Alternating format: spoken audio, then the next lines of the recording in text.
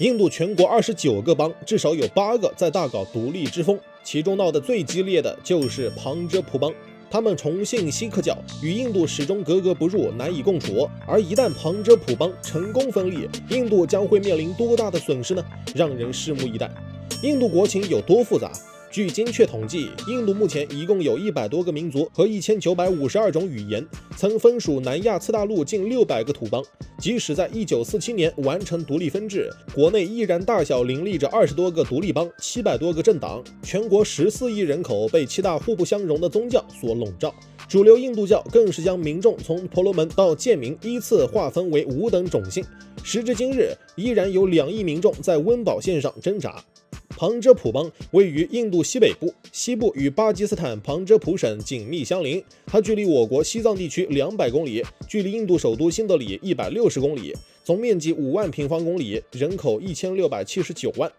旁遮普邦是锡克族的最大聚集地，绝大多数人口都信奉锡克教。锡克教作为印度第4大宗教民族，全境大约有2400万教徒，此外还有300万教徒遍布全球各地。其中加拿大以77万教徒的数量一跃成为除印度外锡克教的第2聚集地。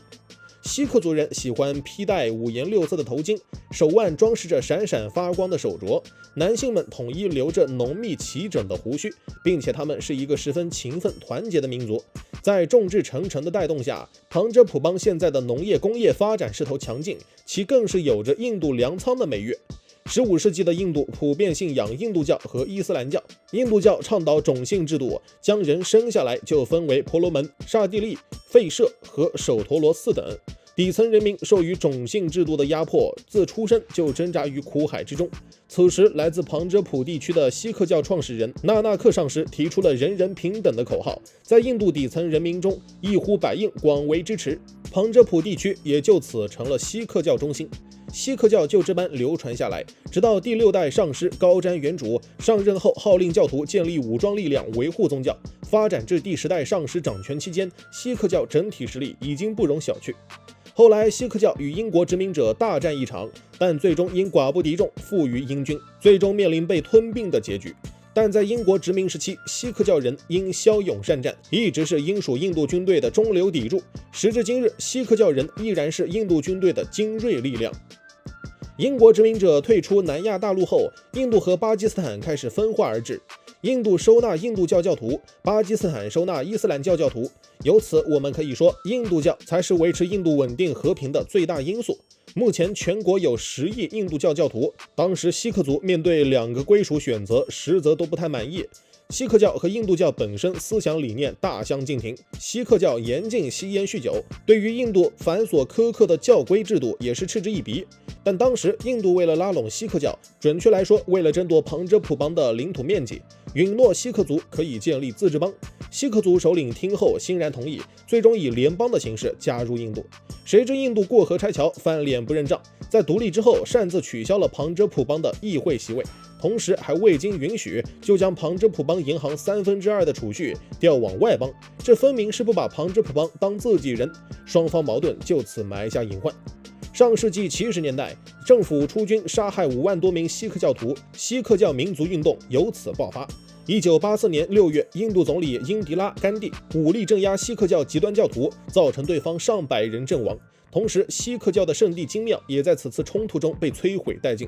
英迪拉此举引起教徒们的剧烈不满。同年10月，2位担任保镖的锡克教教徒直接枪杀总理泄愤。后英格拉儿子走马继任，为平息教徒怒火，新总理释放了所有的锡克教领导人。此事看似暂时告落，但锡克族人此后深知，印度强烈的宗教排异对他们始终都无法产生民族认同感，有朝一日独立建造属于自己的国家才是王道。那当旁遮普邦独立后，将会对印度带来怎样的冲击呢？首先需要知道的是，旁遮普邦的锡克族完全不依赖印度，甚至认为印度人是导致发展迟缓的拖油瓶，而印度则深度依赖旁遮普邦，其至关重要的军政经济领域都浮现着锡克族人的身影。旁遮普邦地理环境优越，除北部是西瓦利克山脉的分支，其余90%的面积都是平原，盛产小麦、水稻、棉花等农作物，是印度举足轻重的农业产区。其次，旁遮普邦的工业也不容小觑，丝织业、制糖业、面粉加工、汽车等多领域发展蒸蒸日上，纺织业更是闻名全球。印度经济发展并不平均，以旁遮普邦的锡克族个体平均水平来说，是印度人的2倍，所以旁遮普邦也是印度最富裕的邦之一。锡克族还十分重视基层教育，文盲率只有2%，同时期的印度文盲率则超过20%。旁遮普邦的交通四通发达，离印度首都新德里昌迪加尔的距离只有246公里，每天都有火车源源不断开往首都。同时，卢迪亚纳和费罗泽普尔这些城市也在铁路线上。放眼整个旁遮普邦，公路、铁路、水运和航空运输一应俱全，是印度西北部无可替代的交通枢纽。就军事领域而言，目前印度国内10%的军人都是锡克人，并且这些锡克人在军中都是凤毛麟角、出类拔萃的尖兵。就连印度军队的军官，锡克族人也在其中占比超过20%。他们在军事内扎根已久，拥有无法想象的影响力，并且旁遮普邦与巴基斯坦的旁遮普省紧密相连。旁遮普省地势一马平川，长期以来就是外国势力进入印度的最佳通道。一旦旁遮普邦成功独立，谁也无法保证他们是否会联合抗印，届时首都新德里将会直接暴露在敌人爪牙之中。